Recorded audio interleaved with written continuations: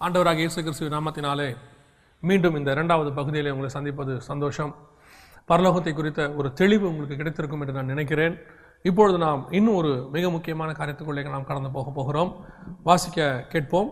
மத்தேயு எழுதின சுவிசேஷம் 25ஆம் அதிகாரம் 41வது வசனம். அப்பொழுது இடது பக்கத்தில் நிற்பவர்களை பார்த்து அவர், சபிக்கப்பட்டவர்களே, என்னை விட்டு பிசாசுக்காகவும் அவன் தூதர்களுக்காகவும் ஆயத்தம் பண்ணப்பட்டிருக்கிற நித்திய அக்கினியிலே போங்கள். இந்த வசனத்தை நாம் பார்க்கும் பொழுது நரகத்தை குறித்து அங்கே சொல்லப்பட்டிருக்கிறது. நரகம் யாருக்கு ஆயத்தம் பண்ணப்பட்டது என்று சொன்னால் வசனம் தெளிவாய் சொல்கிறது, பிசாசுக்காகவும் அவன் தூதருக்காகவும் ஆயத்தம் பண்ணப்பட்ட அக்கினியிலே என்று வசனம் சொல்லுகிறது. இந்த நரகம் என்பது முழுக்க முழுக்க பிசாசுக்காகவும் அவனுடைய தூதருக்காகவும் ஆயத்தம் பண்ணப்பட்டது. ஒருவேளை இந்த வசனத்தை ஆரம்பித்து நான் இதை சொல்ல ஆரம்பித்த உடனே நீங்கள் புரிந்திருப்பீர்கள், போன இதில் பரலோகத்தை பற்றி பேசியிருக்கிறாரு, கண்டிப்பாக இதில் என்ன செய்ய போகிறாரு, நரகத்தை பற்றி தான் பேச போகிறார் என்று நினைத்திருப்பீர்கள். உண்மைதான். நாம் நரகத்தை குறித்தும் அதில் உள்ள சில காரியங்களை குறித்தும் தான் நான் இன்று பார்க்க போகிறோம். இந்த நரகத்தை குறித்து எவ்வளவுக்கு எவ்வளவு பரலோகத்தை குறித்து கள்ள உபதேசங்கள் அல்லது தவறான தரிசனங்கள் இன்னைக்கு உலகத்தில் போய் கொண்டிருக்கிறதோ அதுக்கு ஈக்குவலாக நரகத்தை குறித்தும் இன்னைக்கு அநேக உபதேசங்கள் போய் கொண்டிருக்கிறது. இன்னைக்கு நீங்க பார்த்தீங்கன்னா நரகத்தை பற்றின தரிசனம், நரகத்துக்கு விசிட்டு, இதெல்லாம் நிறைய. நரகத்துக்கு நான் 1 மணி நேரம் கர்த்தரை அழைத்து சென்றார், அப்புறம் நரகத்துக்கு நான் போன போது அங்கே அதை பார்த்தேன் இதை பார்த்தேன். இந்த காரியங்கள் எல்லாம் கேட்கும் பொழுது எனக்கு ஒன்றுதான் ஞாபகத்துக்கு வருகிறது. இவர்கள் நரகத்துக்கு உண்மையிலே போயிருக்க முடியுமா? நரகத்துக்கு வாய்ப்பு இருக்கிறதா என்றால் உடனடியாக உங்கள் மனசுல சில ஞாபகங்கள் வரும். நான் ஒரு புத்தகத்தை படித்தேன், அந்த புத்தகத்தில் அவங்க போனதாக சொல்லியிருக்கிறார்கள், நான் இந்த ஒரு பெரிய ஊழியக்காரர் இப்படி சொல்லியிருக்கிறார். நான் திரும்பவும் சொல்லுகிறேன், யார் சொன்னாலும் சரி, கர்த்தர் வேதத்திலே சொல்லப்பட்டதுக்கு உட்பட்டதா இருந்தால் அது சரி. கர்த்தர் வேதத்திலே சொன்னதுக்கு வெளியே இருக்குமானால் ஊழியக்காரன் தான் தப்பே ஒழிய வேதாகமும் தவறு செய்யாது. நாம இன்னைக்கு என்ன பார்க்க போறோம்னா, அந்த நரகத்தை குறித்து நாம் பார்க்க போகிறோம். இந்த நரகம் உண்மையிலே எக்ஸிஸ்டிங் நரகம் இன்னைக்கு இருக்கிறதா? இன்னைக்கு திறக்கப்பட்டிருக்கிறதா? இன்னைக்கு நரகம் நிறைய பேர் சொல்றாங்க, அக்கினியும் கந்தகம் எரிகிற கடல் இருக்கிறது, அதுல அநேகர் இருக்கிறார்கள். ஒரு தரிசனத்துல ஒருத்தர் கண்டதாக நான் ஒரு தரிசன புத்தகத்தை படித்தேன். அதுல பார்த்தபோது அவர் சொல்லுகிறார், நான் நரகத்திலே யூதாஸ் காரியத்தை பார்த்தேன். அதிலே அவர் தெளிவாக எழுதுகிறார், யாராவது கேள்வி கேட்டுருவாங்கன்னு சொல்லி அவர் அதுக்கு முன்னெச்சரிக்கையாக எழுதுகிறார். நான் எப்படி அதை கண்டுபிடித்தீர்கள் என்று சொல்லி யாராவது கேட்கக்கூடாது என்பதற்காக நான் நரகத்திற்கு போனேன். அங்கே ஒரு ரூம் இருந்தது. ரூமின் வாசலே யூதாஸ் காரியத் என்று போடப்பட்டிருந்தது. நான் உள்ளே எட்டி பார்த்தேன். அப்பொழுது யூதாஸ் உள்ளுக்குள்ளே அழுது கொண்டிருந்தார். குற்றமில்லாத ரத்தத்தை நான் காட்டி கொடுத்தேனே என்று சொல்லி. இதெல்லாம் கற்பனையா இல்லை உட்கார்ந்து யோசிப்பாங்களா? ஒண்ணுமே புரிய மாட்டேங்கிறது. நரகமும் அக்கினியும் கந்தகம் எரிகிற கடல்னு இருக்கு. கடல்ல எப்படி ரூம் கட்டியிருப்பாங்க?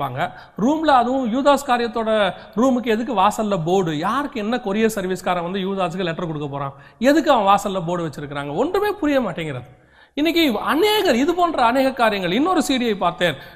சில பெண்கள் எல்லாரும், சில வாலிப பிள்ளைகள் எல்லாரும் என்ன பண்ணியிருக்கிறார்கள், நரகத்துக்கு அவர்கள் தரிசனத்தில் ஆண்டவர் கொண்டு போயிருக்கிறார். கொண்டு போன போது நரகத்திலே பார்த்தால் ஒருத்தரை மூக்கிலே பாம்பு கொத்தி கொண்டிருக்கிறதாம். அப்பொழுது கூட இருந்த தூதன் சொன்னாராம், பாத்தியா, மூக்குத்தி போட்டவர்களுக்கு இப்படித்தான் பாம்பு இங்கே வந்தால் கொத்தும். இன்னொருத்தர் சொன்னாராம், இன்னொரு இடத்துக்கு போகும்போது ஒருத்தருடைய கழுத்தை பிடித்து பாம்பு இறுக்கி கொண்டிருக்கிறதாம்.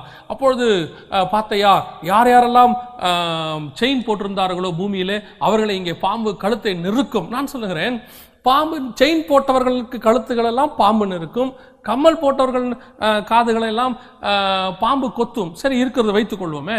இந்த நகையை கழட்டி விட்டு அந்த தங்கத்தை உருக்கி கட்டியாக மாற்றி பீரோக்குள்ளே வைத்திருந்தால் பாம்பு என்ன செய்யும் நரகத்துல?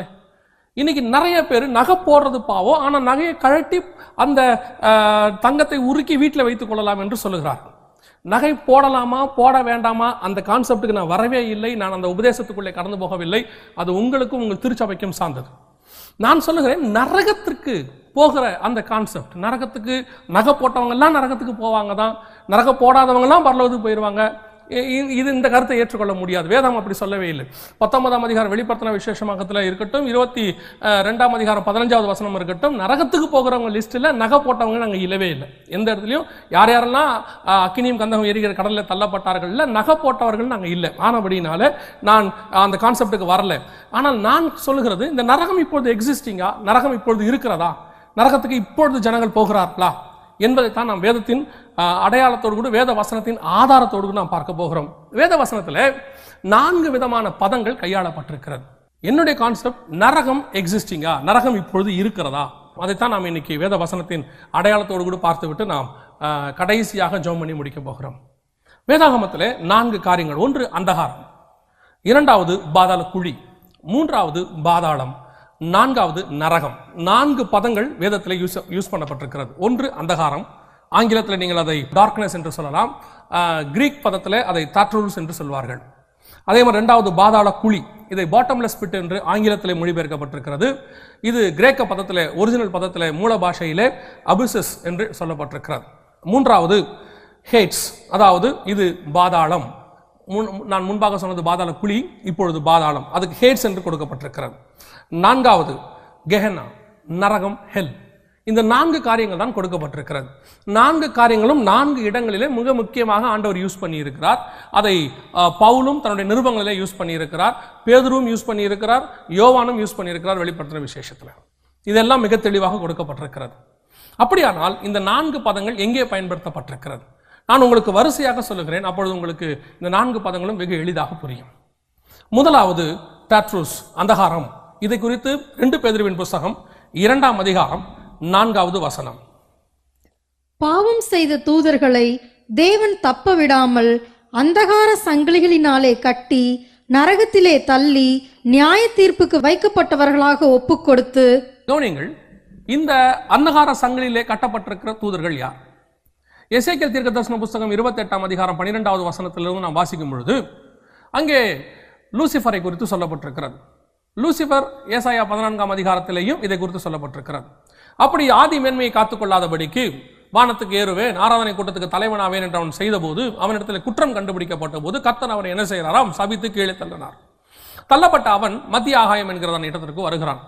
அப்படி வரும்பொழுது வேதம் சொல்லுகிறது, அவன் தன்னோடு கூட ஒரு கூட்ட தூதர்களை, நட்சத்திரங்களை இழுத்து கொண்டு வந்தான் என்று வெளிப்படுத்தின விசேஷம் 12ஆம் அதிகாரம் 5, 6, 7 வசனங்களிலே நாம் வாசிக்கிறோம்.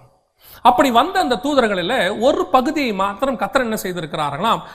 2 பேதுருவின் புஸ்தகம் 2ஆம் அதிகாரம் 4வது வசனத்தில் சொல்லுகிறது, அவர் அந்தகாரத்திலே கட்டி வைத்திருக்கிறார். டார்க்னஸ், அந்தகாரத்திலே, டாட்ரூஸ் என்று சொல்லுகிற இடத்துல கட்டி வைத்திருக்கிறாராம். எதற்காக கட்டி வைத்திருக்கிறார்? இந்த தூதர்களிலேயே ஒரு கமெண்ட்ரி விதமாய் சொல்லுகிறது, ஒரு ஊழியக்காரர் விதமாய் எழுதியிருக்கிறார், அந்த தூதர்கள், அந்த தள்ளப்பட்ட தூதர்கள் இருக்கிறதுலேயே மிகவும் மூர்க்கமானவர்கள், அவர்கள் பூமிக்கு வரக்கூடாது என்று சொல்லி தேவன் அவர்களை கட்டி வைத்திருக்கிறதாக. ஆனால் வேதம் சொல்லுகிறது அவரை நியாய தீர்ப்புக்கு என்று கட்டி வைத்திருக்கிறார். இவர்கள் இருக்கிற இந்த இடத்துக்கு பேர் தான் அந்தகாரம், அந்தகார சங்கிலி. இதுக்கு ஒத்த வசனம் இன்னொரு இடத்திலும் இருக்கிறது, வாசிக்க கேட்போம். யூதாவின் புஸ்தகம் 6வது வசனம். தங்களுடைய ஆதி மேன்மையை காத்துக்கொள்ளாமல் தங்களுக்குரிய வாசஸ்தலத்தை விட்டுவிட்ட தூதர்களையும் மகா நாளின் நியாய தீர்ப்புக்கென்று நித்திய சங்கிலிகளினாலே கட்டி அந்தகாரத்தில் அடைத்து வைத்திருக்கிறார். இப்பொழுது தேவன் அந்தகாரத்திலே அவர்களை அடைத்து வைத்திருக்கிறார் என்று வசனம் சொல்லுகிறது. கவனிங்கள், இப்பொழுது அந்த தூதர்கள் கட்டி வைக்கப்பட்டிருக்கிறார்கள். இந்த இடத்துக்கு பேர் டாட்ரூஸ், இந்த இடத்தம் அந்தகாரம். இந்த இடத்திற்கு வேற எந்த மனுஷனும் போக முடியாது, வேறு யாரும் போக முடியாது. இது கர்த்தர் அவர்களை வெளியே வளர்விடாமல் கட்டி வைத்திருக்கிறதான இடம். இது முதலாவது இடம், அந்தகாரம். இரண்டாவது அபிசஸ், அதாவது பாதாள குழி என்று வேதத்திலே வாசிக்கிறோம். பாட்டம்லெஸ் பிட் என்று சொல்லப்பட்டிருக்கிறது. இது வேதாகமத்திலே 3 இடத்திலே நாம் வாசிக்கிறோம். ஒன்று வெளிப்படுத்தின விசேஷம் 17ஆம் அதிகாரம் 8வது வசனத்திலே, நீ கண்ட மிருகம் முன்னே இருந்தது, அது இப்போது இல்லை, அது பாதாளத்திலிருந்து ஏறி வருகிறது என்று சொல்லப்பட்டிருக்கிறது. இந்த இடத்துல அதுக்கு யூஸ் பண்ணிருக்கிற வார்த்தை கிரேக்க வார்த்தை தான் அபிசஸ். இந்த வார்த்தை பிசாசுக்காக உண்டாக்கப்பட்டதான இடம். ஆனால் இங்கிருந்து பிசாசுகள் ஏறவும் முடியும், இறங்கவும் முடியும், வர முடியும், போக முடியும். நாம் இதுக்கு முன்பதாக பார்த்த இடம் சங்கிலிகளிலே கட்டி வைத்திருக்கிறார், வெளியே வர முடியாது. இது 2வது இடம் அபிசஸ், பாதாள குழி. இங்கிருந்து பிசாசு ஏற முடியும், இறங்கி வர முடியும். அந்த பிசாசை குறித்து, அந்த இடத்துல அந்தி கிறிஸ்துவை குறித்து, அந்த ஆவியை குறித்து சொல்லப்பட்டிருக்கிறது, நீ கண்ட மிருகம் முன்னே இருந்தது, இப்போது இல்லை.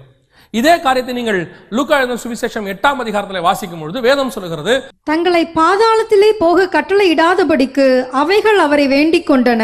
இந்த பாதாளத்துக்கு தான் அவைகள் வெளியே வந்து விட்டது, வெளியே வந்து உலாவிக் கொண்டிருக்கிறது. உலாவுகிற அவைகளை மீண்டும் ஆண்டவர் பாதாளத்துக்கு அனுப்ப வேண்டாம் என்று கேட்டுக்கொள்ளுகிறது.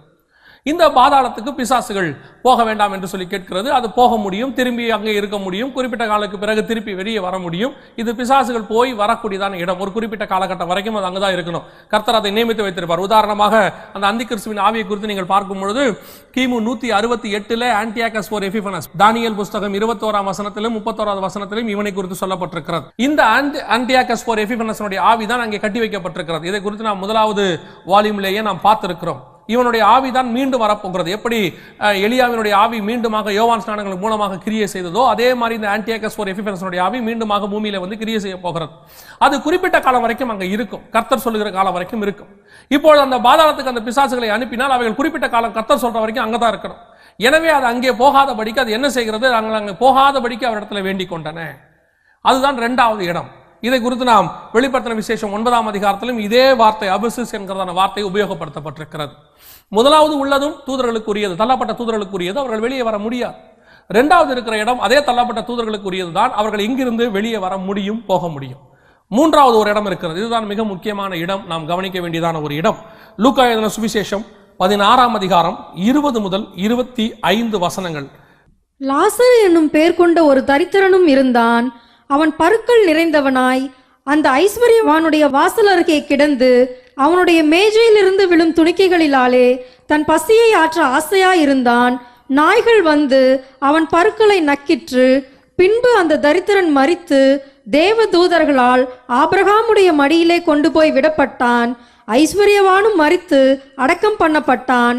பாதாளத்திலே அவன் வேதனைப்படுகிற போது தன் கண்களை ஏறெடுத்து தூரத்திலே ஆபிரகாமையும் அவன் மடியிலே லாசருவையும் கண்டான். அப்பொழுது அவன், தகப்பனாகிய ஆபிரகாமே, நீர் எனக்கு இறங்கி லாசரு தன் விரலின் நுனியை தண்ணீரில் தோய்த்து என் நாவை குளிர பண்ணும்படி அவனை அனுப்ப வேண்டும், இந்த அக்கினி ஜுவாலையில் வேதனைப்படுகிறேனே என்று கூப்பிட்டான். அதற்கு ஆபிரகாம், மகனே, நீ பூமியிலே உயிரோடு இருக்கும் காலத்தில் உன் நன்மைகளை அனுபவித்தாய், லாசருவும் அப்படியே தீமைகளை அனுபவித்தான். அதை நினைத்துக்கொள். இப்பொழுது அவன் தேற்றப்படுகிறான், நீயோ வேதனைப்படுகிறாய். அதுவும் அல்லாமல் இவ்விடத்திலிருந்து உங்களிடத்திற்கு கடந்து போகவும் அவ்விடத்திலிருந்து எங்களிடத்திற்கு கடந்து வரவும் மனதுள்ளவர்களுக்கும் கூடாதபடிக்கு எங்களுக்கும் உங்களுக்கும் நடுவே பெரும் பிளம்பு உண்டாக்கப்பட்டிருக்கிறது என்றான். கவனிங்கள், இந்த இடத்துல ஒரு சம்பவத்தை நாம் வாசித்தோம். இந்த இடத்துல ஆபிரகாமின் மடியிலே லாசரு கொண்டு போய் விடப்படுகிறார். இந்த சம்பவம் நம்ம எல்லாருக்கும் தெரிந்தது. அந்த சம்பவத்தில் நமக்கு தெரியாத ஒரு விஷயத்தை தான் நாம் இப்பொழுது பார்க்க போகிறோம். என்னவென்று சொன்னால், அந்த இடம் என்ன இடம்? பரலோகமா? 11ஆம் அதிகாரம் எபிரேயருக்கு நிருபம் கடைசி 2 வசனம் சொல்லுகிறது, அவர்கள் விசுவாசத்தினாலே நற்சாட்சி பெற்றிருந்தும் வாக்குத்தத்தம் பண்ணப்பட்டதை அடையாமல் போனார்கள். யார் என்று சொல்லி பார்த்தால், ஆபேல் முதல் கொண்டு அந்த 32வது வசனத்திலே, பின்னும் நான் யாரை குறித்து சொல்லுவேன், கிதியோன், எப்தா, தாவீது, சாமுவேல் என்பவர்களை குறித்து விவரமாய் சொல்ல வேண்டுமானால் இன்னும் காலம் போதாது என்று சொல்லி பழைய ஏற்பாட்டு பரிசுத்தவான்கள் அத்தனை பேரை குறித்தும் அங்கே சொல்லப்பட்டிருக்கிறது. இவர்கள் எல்லாரும் வாக்குத்தத்தம் பண்ணப்பட்ட இடத்திற்கு போகவில்லையாம். இவர்கள் எங்கே போனார்கள்? இவர்கள் என்ன வாக்குத்தத்தம் பண்ணப்பட்டது? 9-10 வசனம் சொல்லுகிறது, அவர்கள் கர்த்தர் தாமே கட்டி உண்டாக்கின அஸ்திவாரம் உள்ள நகரங்களுக்கு காத்திருந்தார்கள். ஆனாலும் வசனம் சொல்லுகிறது, இவர்கள் அங்கே போகவில்லை. இவர்களுக்கு வாக்குத்தத்தம் பண்ணப்பட்ட இடம் கிடைக்கவில்லை. எங்கே போனார்கள்? வேதம் சொல்லுகிறது, பாதாளத்திற்கு. அந்த ஐஸ்வர்யவான் இருந்த பாதாளம், அந்த இடத்திற்கு பேர் தாழ்ந்த பாதாளம் என்று பெயர். சங்கீதத்தின் புத்தகத்துல 86ஆம் சங்கீதம் 13வது வசனத்திலேயும், நீர் எனக்கு பாராட்டின உமது கிருபை பெரிது, என் ஆத்துமாவை தாழ்ந்த பாதாளத்திற்கு தப்புவித்தீர். நல்ல கவனிங்க, இந்த வசனத்தை பார்க்கும்போது என் ஆத்துமாவை தாழ்ந்த பாதாளத்திற்கு தப்புவித்தீர். இந்த ஐஸ்வர்யவான் இருந்த இடத்துக்கு பேர் தான் தாழ்ந்த பாதாளம். இந்த பாதாளத்துல 2 பகுதி இருக்கிறது. மேல் பகுதி ஒன்று இருக்கிறது, அதுக்கு பேர் மேல் பாதாளம் என்று பெயர்.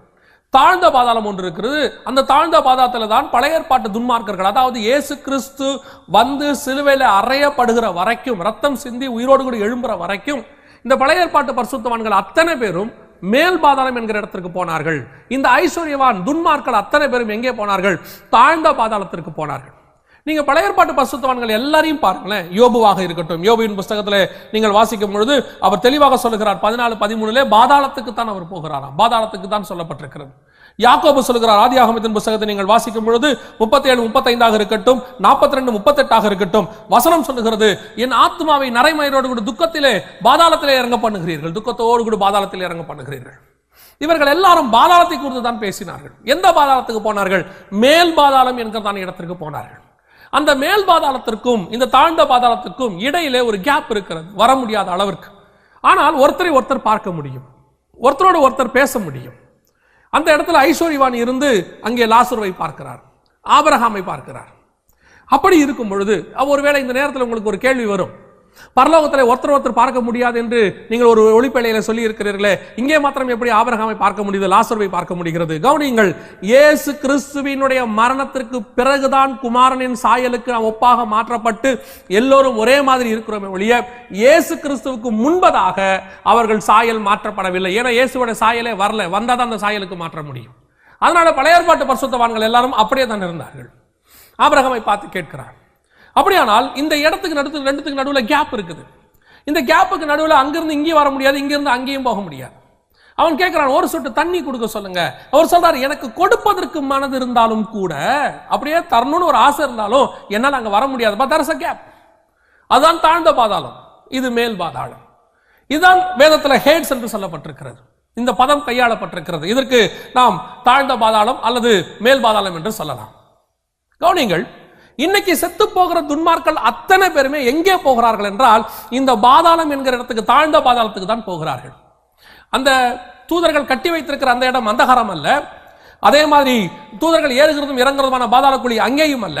இன்னைக்கு மரித்து போகிற அத்தனை துன்மார்கள் போகிற இடம் எது என்று சொன்னால் இந்த தாழ்ந்த பாதாளம் என்று சொல்லக்கூடிய ஹேட்ஸ், அந்த இடத்திற்கு தான் போகிறார்கள். இன்னைக்கு நிறைய பேர் செத்த உடனே நரகம். வேதம் தெளிவாய் சொல்லுகிறது, இவர்கள் எல்லோரும் அந்த பாதாளத்திற்கு, தாழ்ந்த பாதாளத்திற்கு போனார்கள். இன்னைக்கு போய் பார்க்கறாங்க. நான் மைக்கேல் ஜாக்சன் அங்க பார்த்தேன், யூதாஸ் காரியத்தை பார்த்தேன், அவரை பார்த்தேன், இவரை பார்த்தேன். இவர்கள் எல்லாரும் ஒருவேளை பார்த்திருந்தாலும் கூட நரகத்தில் போய் பார்த்திருக்க முடியாது.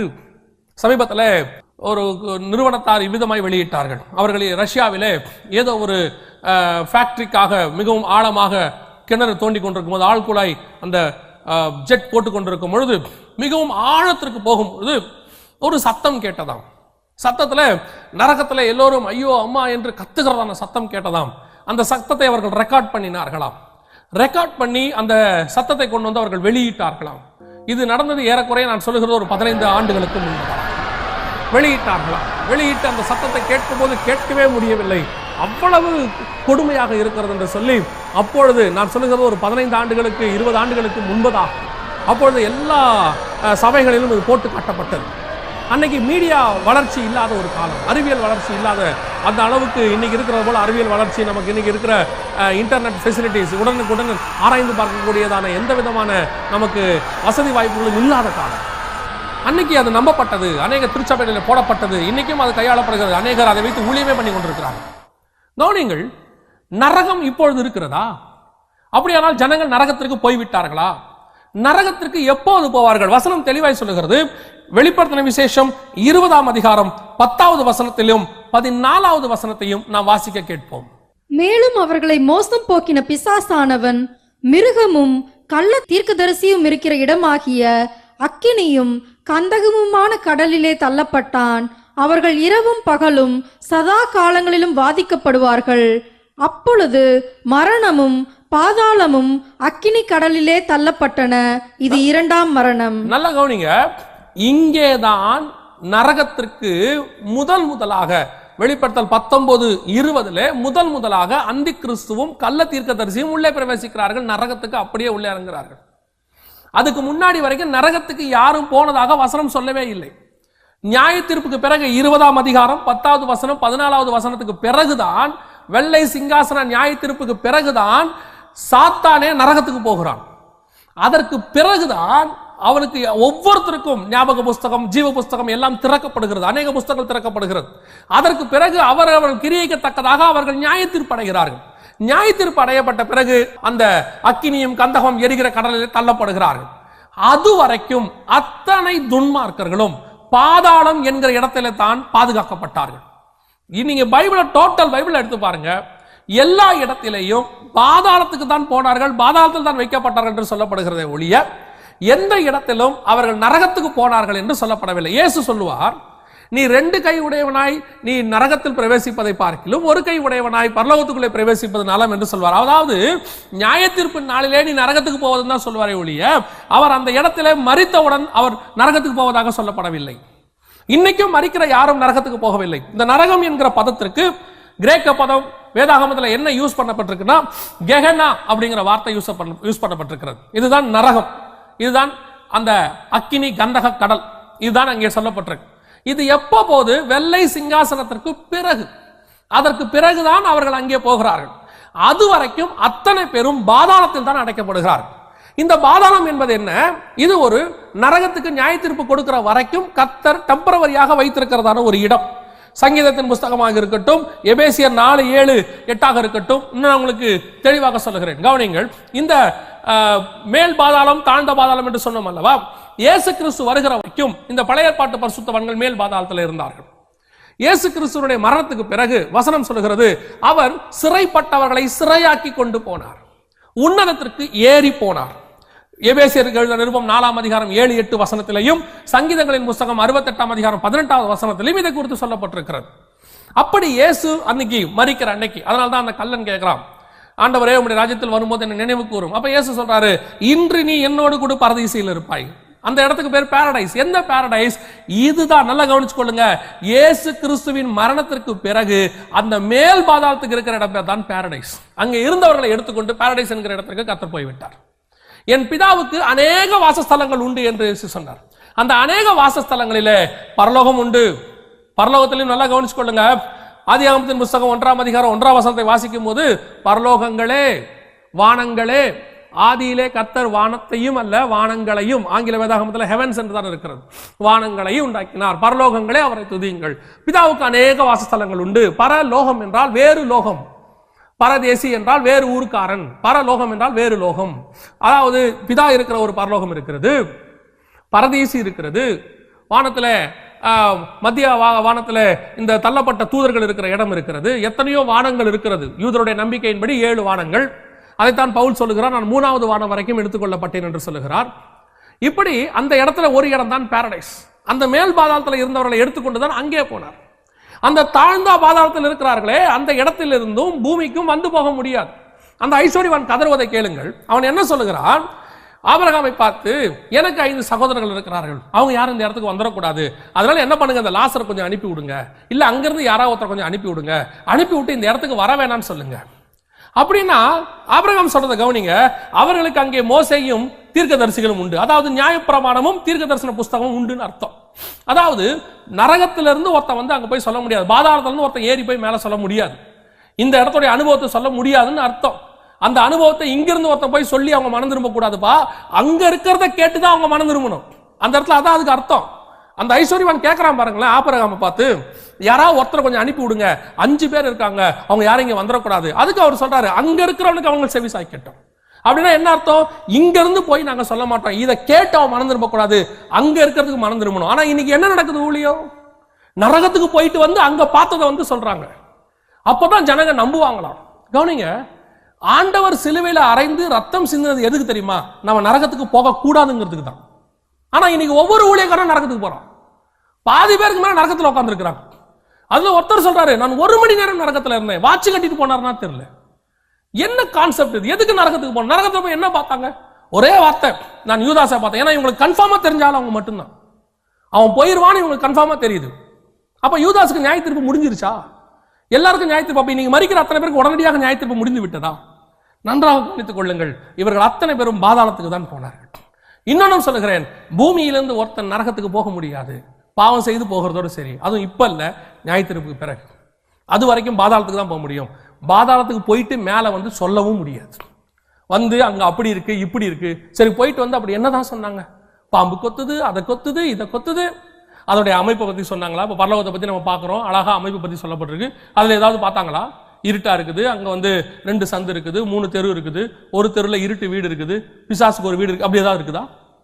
இன்னைக்கு நிறைய பேர் உங்களை ஏதாவது சொல்லி, இன்னைக்கு கடைசி காலத்துல வேதத்துல என்ன வாசிக்கிறோம்னு கேட்டீங்கன்னா, யூதர்கள் வந்து அடையாளத்தை தேடுவார்கள், கிரேக்கர்கள் ஞானத்தை தேடுவார்கள். ஆனா உங்களுக்கு எனக்கு ஸ்பெஷாலிட்டி என்ன தெரியுங்களா? அவர்கள் கண்டு விசுவாசிக்கிறவர்கள், நாம் காணாமல் விசுவாசிக்கிறோம். பரலோகமா இருக்கட்டும், நரகமா இருக்கட்டும், எதையுமே காணாம தாங்க விசுவாசிக்கணும். அதுதான் கர்த்தர் நமக்கு சொல்லி கொடுத்திருக்கிறாரு.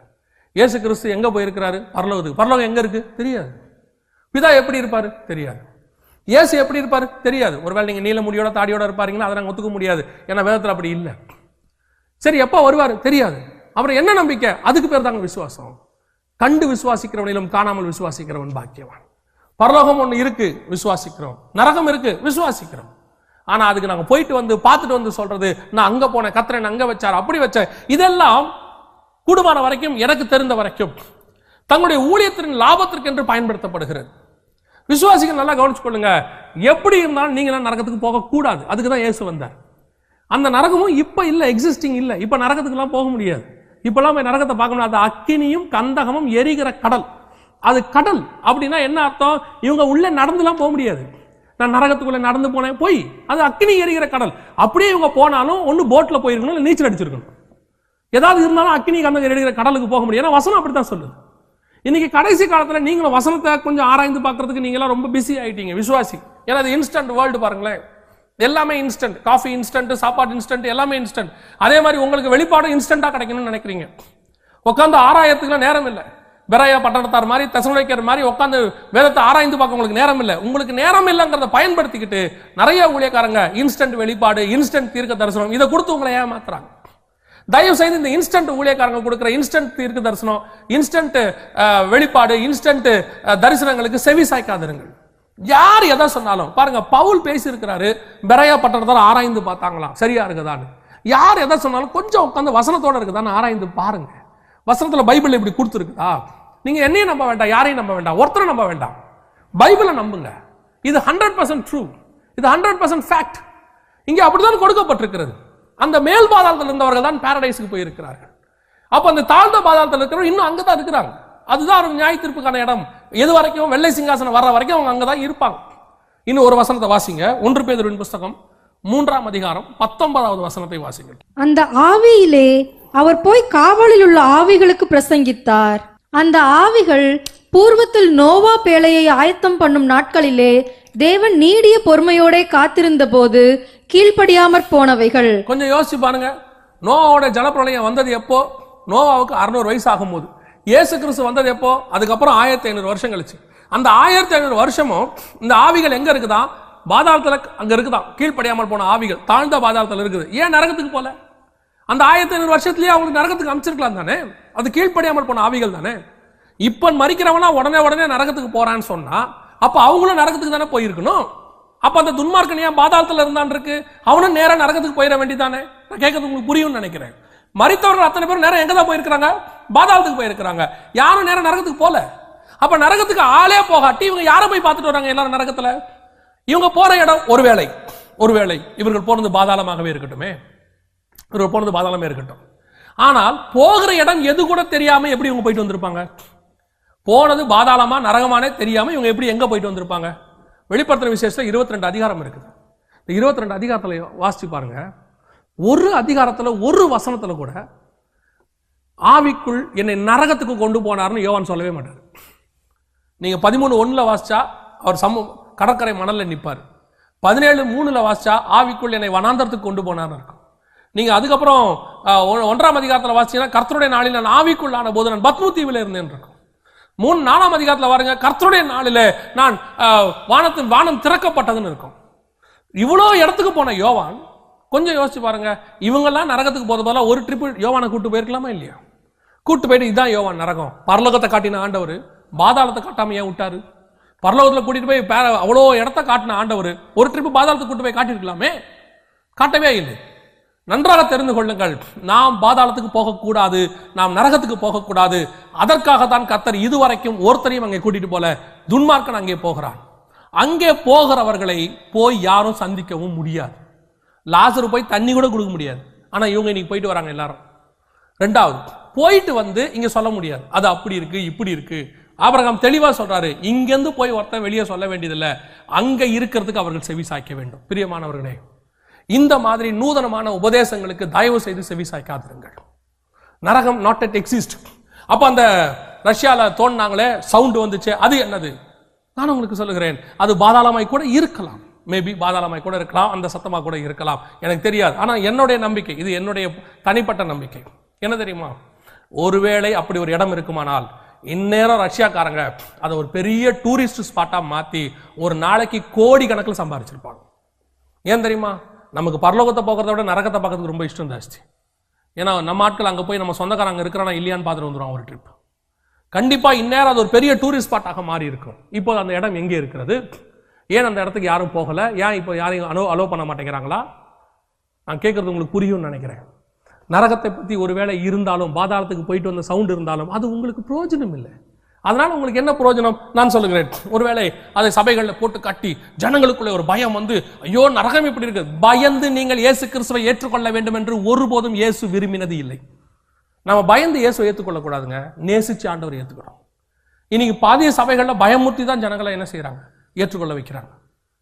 பயந்து ஆண்டவர் ஏற்றுக்கொள்ளல, நம்ம என்ன செய்யணும் தெரியுமா? நேசித்து ஆண்டவரை ஏற்றுக்கொள்ள வேண்டும். ஆனபடினாலே வேதாகமத்தை பொறுத்த வரைக்கும் இந்த 4 இடங்கள் தான் கொடுக்கப்பட்டிருக்கு. ஒன்று அந்தகாரம், டார்டரஸ். 2வது பாதாள குழி, அபிசிஸ். 3வது ஹேட்ஸ், அதுதான் மேல் பாதாளம், அதாவது தாழ்ந்த பாதாளம். 4வது கெஹனா, ஹெல். இந்த 4 தான் கொடுக்கப்பட்டிருக்கு. இதுல முதல் இடத்துல டார்டரஸ்ல, அந்தகாரத்துல அந்த ஆவிகள் எல்லாம் கட்டப்பட்டு வைக்கப்பட்டிருக்கிறது. பிசாசினுடைய தூதர்கள் கட்டப்பட்டு வைக்கப்பட்டிருக்கிறார்கள். 2வது அபிசிஸ்ல பிசாசுகள் ஏறுகிறதும் இறங்குறதுமான ஒரு இடம். 3வது ஹேட்ஸ், இது வேதம் பயன்படுத்துகிறது. இங்கே தான் துன்மார்க்கர்கள், செத்து போன மரித்து போன துன்மார்க்கர்கள் அங்கேதான் இருக்கிறார்கள். 4வது Gehenna, hell, not yet open, not yet exist. இப்போ இன்னும் ஓபன் ஆகல. நியாயத்தீர்ப்புக்கு பிறகு, வெள்ளை சிங்காசனத்துக்கு பிறகுதான் வசனம் சொல்லுகிறது. அதுல முதல்ல பிரவேசிக்கிற ஆள் யாருன்னா 19-20 வெளிப்பட்ட விசேஷன்படி அந்தி கிறிஸ்துவும் கள்ளதீர்க்கதரிசியும். அடுத்து யாரு போறாங்கன்னு சொன்னா பிசாசு, சாத்தான். அதுக்கு பிறகு யாரு போறாங்கன்னா நியாயத்தீர்ப்புல யாரெல்லாம் நியாயந்தீர்க்கப்பட்டு நரகத்துக்குன்னு அங்க ஆக்கினி தீர்ப்பு கொடுக்கப்படுகிற, நியாய தீர்ப்பு கொடுக்கப்படுகிறதோ அவர்கள் போகிறார்கள். ஆகவே தயவு செய்து விசுவாசிகள் கொஞ்சம் உங்களுடைய ஆவிக்குரிய கண்களை வேத வசனத்துக்கு நேராக திருப்புங்கள். இது கடைசி காலம். வசனத்தை போதிக்க விடாமல், வசனத்தை பேசாமல் அனுபவங்களை பேசுகிற காலம், தரிசனங்களை வசனங்களாக போதிக்கிற காலம், சொந்த அனுபவங்களை வசனங்களாக போதிக்கிற காலம். கொஞ்சம் தெளிவடையுங்கள், கொஞ்சம் வேத வசனத்திலிருந்து தெளிவடையுங்கள். நீங்க இப்படி சொல்றீங்க, ஆனா எங்க ஊழியக்கார் அப்படி சொன்னாரு. திருப்பியும் சொல்லுகிறேன், ஊழியக்கார் சொன்னது முக்கியம் அல்ல, வேதம் என்ன சொல்லுகிறது அதான் முக்கியம். வேதம் சொல்லுகிறபடி உங்கள் ஊழியர் சொன்னது ஒத்து போகிறது என்றால் உங்கள் ஊழியர் சொன்னது சரி. வேதாகம வசனத்துக்கு அது அகைன்ஸ்டாக இருக்கிறது என்றால் உங்கள் ஊழியர் சொன்னது தப்பு. அவ்வளவுதான். நாம் ஜெபிக்க போகிறோம். இந்த ஒளி வேளை, அதாவது பரலோகத்தை குறித்தும் நரகத்தை குறித்தும் உங்களுக்கு சொல்லப்பட்டிருக்கிறது. இது ஒரு உங்களுக்கு ஒரு தெளிவு பெறுவதற்காகவே. திருப்பியும் சொல்லுறேன், யாரையும் குற்றப்படுத்துவதற்காக அல்ல, ஒரு தெளிவு பெறுவதற்காகவே. உங்களுக்கும் எனக்கும் கர்த்தர் பரலோகத்தை நியமித்திருக்கிறார். நீங்கள் நானும் அங்கே போக போகிறோம். அவருடைய வருகையிலே மறுபடியும் அங்கே போக போகிறோம். அதற்கு நாம் ஆயத்தமாகும். நாம் கண்களை மூடுவோம். தேவ சமூகத்திலே நாம் ஜெபிக்க போகிறோம். எங்கள் சர்வ வல்லமையுள்ள தகப்பனே, இந்த அருமையான நேரத்திற்காக, கொடுக்கப்பட்ட சந்தர்ப்பத்திற்காக உமக்கு ஸ்தோத்திரம். இந்த ஒளிப்பேழைகள் எங்கெங்கெல்லாம் போகிறதோ, யார் யாரெல்லாம் கேட்கிறார்களோ, இப்பொழுது யார் யாரெல்லாம் கேட்டுக்கொண்டிருக்கிறார்களோ, இங்கே இருக்கிற அத்தனை பேருக்காக நான் ஜெபிக்கிறேன் தகப்பனே. எங்களுக்குள்ளே ஒரு தெளிவு வரட்டும். உங்களுடைய வேத வசனத்தை குறித்த ஒரு தெளிவு வரட்டும். உங்க வசனம் தான் எங்களை நடத்தும் ஆண்டவரே. உங்க வசனம் தான் எங்க பாதைக்கு தீபமாக இருக்கிறதான்ப்பா. உங்களுடைய வசனத்தை மீறின தரிசனங்கள் உலகத்தில் இல்லை. உங்களுடைய வசனத்தை மீறின தீர்க்க தரிசனங்கள் இல்லை. எங்கள் ஆண்டவராக இயேசு கிறிஸ்துவே வசனத்தின்படி தான் வந்தீர் என்று இருக்கிறது. ஆகவே நாங்களும் உடைய வசனத்தை விசுவாசித்து அதன்படி நடக்க, அப்படி வருகிறவர்களை ஏற்றுக்கொள்ள கர்த்தர் எங்களுக்கு கிருபை தாரும். ஆசீர்வதியும், வழி நடத்தும். எங்கள் ஆண்டவர் இயேசுவின் நாமத்தில் ஒப்பு கொடுத்து ஜெபிக்கிறோம் எங்கள் ஜீவனுள்ள நல்ல பிதாவே. ஆமென்.